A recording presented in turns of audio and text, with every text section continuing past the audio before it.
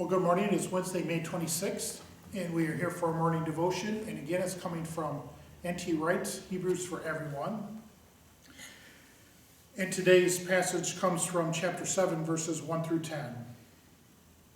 For this Melchizedek, king of Salem, priest of the Most High God, met Abraham as he was coming back after defeating the kings and blessed him. And Abraham portioned out to him a tenth of everything. To begin with, if you translate Melchizedek's name, it means king of righteousness. Then he is also king of Salem, which means king of peace. No mention is made of his father or mother or genealogy, nor the beginning or the end of his earthly life. He is described in a similar way to the Son of God, and he continues as a priest forever. Look and see what an exalted status he is. Abraham, the patriarch, gave him a tenth of the spoils. Those of Levi's sons who received the priesthood have a command to take tithes for the people according to the law, from, that is, their own brothers and sisters, although they are physical descendants of Abraham. But this man, who doesn't share their genealogy at all, received tithes from Abraham and blessed the man who possessed the promise. It is beyond all question that the lesser is blessed by the greater. In the former case, mortal humans received tithes. In the later case, the one who receives them was the one who Scripture declares that he is alive. And if we can put it like this, then Levi paid tithes through Abraham. Levi, the one who receives tithes, he was still in his ancestors' loins, you see, when Melchizedek met him. I was telephoned by a Christian magazine a few months ago. They were running a feature on various writers, and they wanted to know, among many other things, which books I regarded as the most important in my thinking and my work. As often when I'm asked unexpected questions, my mind went blank for a minute. Then I looked around my study. I realized at once that the most important books to me, day by day and week by week, were not the great novels, plays, and poems, much as I loved them, nor, to the surprise, I think, of the feature writers, were they the works of great theologians and biblical scholars, much though I am indebted to many of them. No, the books that I treasure most, that I would be sorriest to be apart from, the ones that are always within reach, are the big reference Bibles, or the big reference books, a classical dictionary, a dictionary of the Christian church, a dictionary of biography, various atlas, encyclopedias of philosophy, architecture, art history, and so on. And of course, various dictionary of Bible themes, people and topics, and along with all that, dictionaries of ancient language, particularly Hebrew and Greek. I love the thought that within arm's reach is a whole world of learning, or at least the gateway to it, pointing me to other books, both ancient and modern. What normally happens is this. I am working on a particular subject, and I come across something, a topic, a place, a name I don't know anything about. I'm puzzled about it. If the reference is in the text, it means I can't grasp what the text as a whole is saying. Then I go to a relevant dictionary and perhaps other books that the dictionary tells me to look up.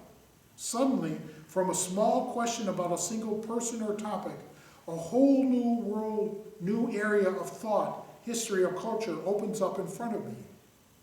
And I can quite easily get lost in it for an hour or two. It is as though through the small window of a single word or person, I can get a view of a deep sweep of the ancient world. Then, remembering what I'm supposed to be doing, I come back to my work. Only now I can carry with me, as I read the original text I was working on, all the information about the one person or topic. Again and again, I am rewarded for my efforts as the text springs to life. What started off as a small puzzle in the middle of my work has turned into a lighthouse, sending rays of light flashing over the rest of the subject.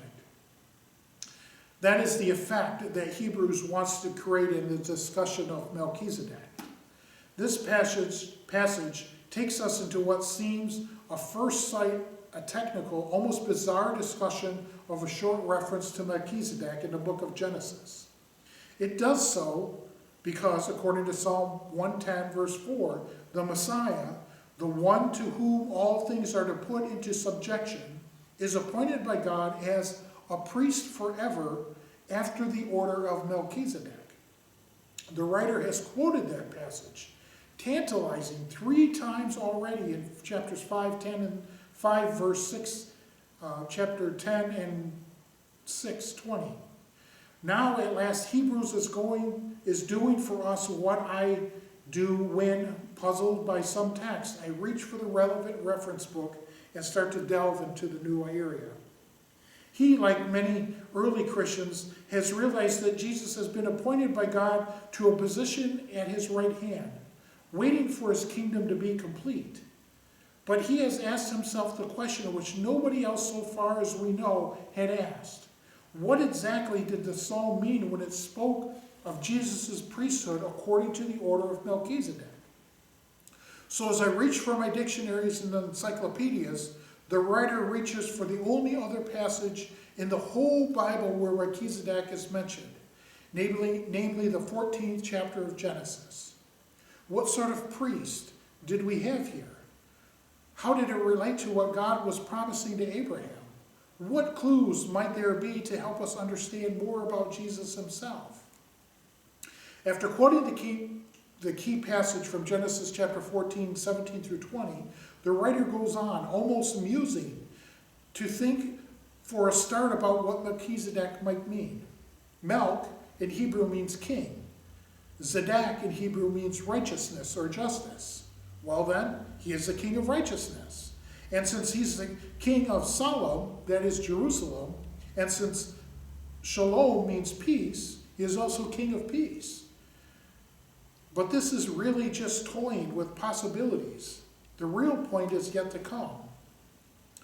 Verse 3, which is often misunderstood, is the heart of it. And to get to the point, we need to understand what was so striking to any Jew about the claim that the king spoken in Psalm 110 would be, in a sense, a priest. Granted, Solomon had offered sacrifice in the temple, but thereafter the kings, who were descended from the tribe of Judah, had not done so. There is a clear division. Priests were from the tribe of Levi. Kings were from the tribe of Judah. How then could a king be a priest as well? And even if it was, what sort of relationship might there be between the two types of priesthood that would exist outside of one another? Verse 3, translated literally, begins, fatherless, motherless, genealogyless, having neither beginning of days nor end of life. Some people have thought that the writer, finding in text no mention of Melchizedek's parents, or his more distant ancestors, or his birth or death, is deducing that he didn't have any of the above. This is unnecessary and unlikely. The point is much more obvious. Melchizedek is introduced into the story of Abraham as a priest of God's Most High, but without any mention made of where he got his priesthood from, more particularly, or whether he attained it by an inheritance from his family. Nor is there any mention of this priesthood starting or finishing from birth or death. It is as though in the story he is just there, or something of a permanent fixture. This prepares us for the point which is rammed home in the next passage, about the fact that Jesus' high priesthood does not depend on him being born into a priestly family, and that his priesthood, unlike that of the Levitical priests, continues uninterrupted to the present day.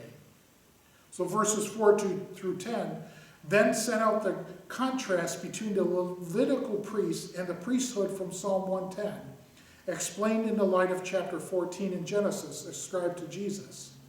The priesthood, after the order of Melchizedek, he says, is obviously superior, because even Abraham paid tithes to Melchizedek, and Melchizedek blessed him.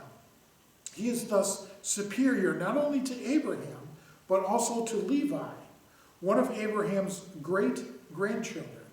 Levi was, in manner of speaking, already present in the sense of being contained in the ancestor's body when Melchizedek and Abraham met. We are thus prepared for the conclusion.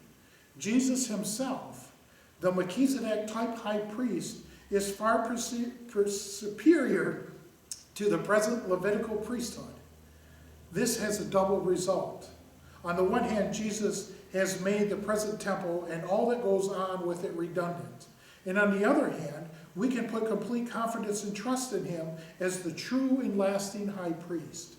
Discovering more about Melchizedek, and so discovering what the psalm meant when talking of the Messiah as a high priest as well as king, is a way to increase and deepen our sense of trust and assurance as we lean the full weight of our future hope on Jesus and on him alone.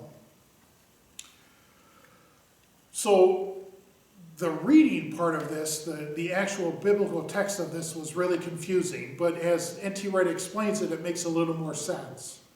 So he's saying Melchizedek was a superior high priest because he existed before the priesthood of the Levites even existed. Somehow, some way he became priest and king when the priesthood didn't exist. Levi was Abraham's great-grandchild. That's where the priesthood started. So he's saying he's superior to that. Because Abraham gave him a tithe, gave him a tenth of all that he had. He recognized him as the high priest.